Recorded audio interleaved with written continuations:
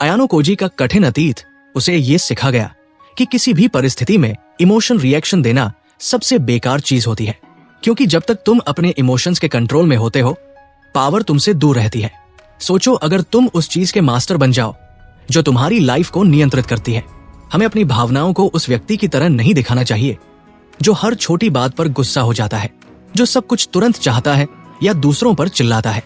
आजकल लोग हर मौके पर अपने इमोशंस दिखा देते हैं, जो भी महसूस करते हैं वो बोल देते हैं बिना सोचे समझे। लेकिन एक सच्चे लीडर की तरह बनो, हर स्थिति को शांति और सम्मान के साथ संभालो, जैसे कुछ हुआ ही न हो। जब लोग तनाव और चिड़चिड़ापन दिखाते हैं, तब एक सच्चा लीडर अपनी गरिमा और मुस्कान के साथ सब कुछ संभालता है। उसकी असली शक्ति ग्रेस अंडर फायर में होती है। किंग जैसा दिखने का सबसे प्रभावी तरीका है हर स्थिति में गरिमा बनाए रखना। ये आसान नहीं है। जब इमोशंस चरम पर हो तो एक कदम पीछे हटना जरूरी है। कभी कभी ये जरूरी हो सकता है कि शारीरिक रूप से भी स्थिति से दूर हो जाओ। आयानो कोजी कभी भी गुस्से या घबराहट में रिएक्ट नहीं करता। वो पहले सोचता है, फिर विश्लेषण करता है और फिर फैसला लेता है। यही वजह है कि वो हमेशा जीतता है। सोचो, कोई तुम्हें बार बार परेशान कर रहा है, तंग कर रहा है और तुम्हारी बेइज्जती कर रहा है। जाहिर है तुम गुस्से में आओगे, लेकिन अगर तुम गुस्से में प्रतिक्रिया देते हो तो ये तुम्हारे इमेज को नुकसान पहुंचा सकता है।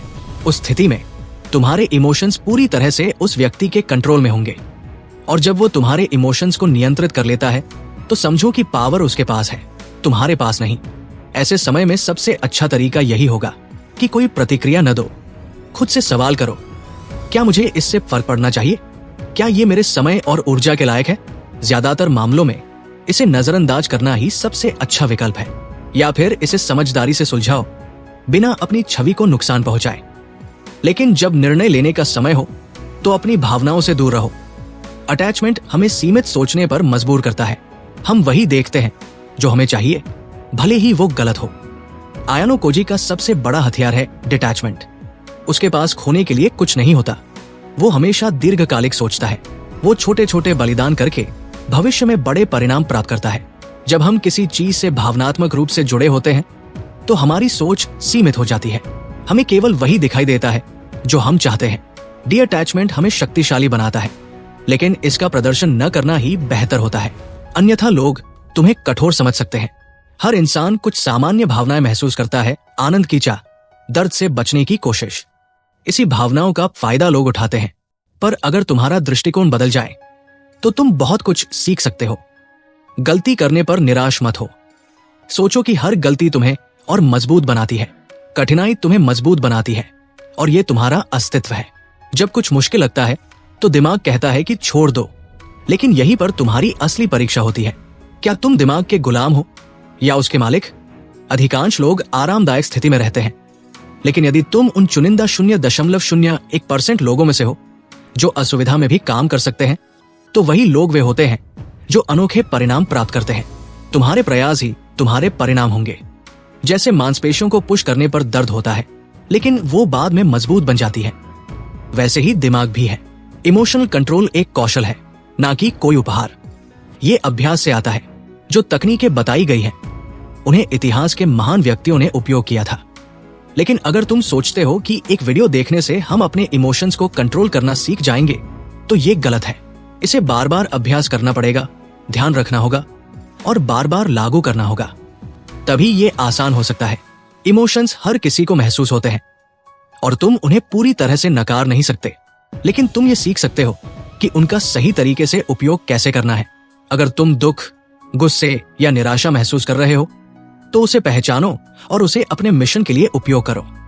तुम्हारे एक्शन हमेशा तुम्हारे हाथ में होते हैं। जैसे अगर तुम किसी से जलन महसूस कर रहे हो तो या तो तुम खुद को अंदर से खा जाओगे या फिर उस व्यक्ति को पीछे छोड़ने का प्रेरणा बनाओगे। मेडिटेशन एक वैज्ञानिक रूप से प्रमाणित तरीका है इमोशनल कंट्रोल के लिए। यह तुम्हारे दिमाग को शांत करता है और तुम्हें बेहतर निर्णय लेने में मदद करता है। कुछ लोग होते हैं जो तुम्हारी भावनाओं से खेलते हैं, तुम्हें रिएक्ट करवाते हैं और तुम्हारी छवि को नुकसान पहुंचाते हैं। अगर तुम महसूस करते हो कि किसी के सामने तुम्हारी तार्किक सोच बंद हो जाती है, तो समझ जाओ कि कुछ गड़बड़ है।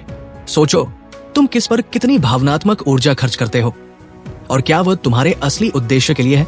पब्लिक में लोग जैसे दिखते हैं वो उनका असली रूप नहीं होता। वे तुमसे कुछ चाहते हैं, तुम्हारा ध्यान, तुम्हारी वैधता या तुम्हारी स्वीकृति। समझदारी से सोचो उनके शब्दों, हंसी और टिप्पणियों के बारे में। जब तुम्हारा मन खिन्न हो तब ये कौशल विकसित करो कि तुम वर्तमान स्थिति से बाहर निकलकर वस्तुनिष्ठ रूप से सोच सको। जब तुम गुस्से में होते हो तो तुम्हें लड़ा देने का मन करता है, लेकिन यही सबसे बड़ी गलती है।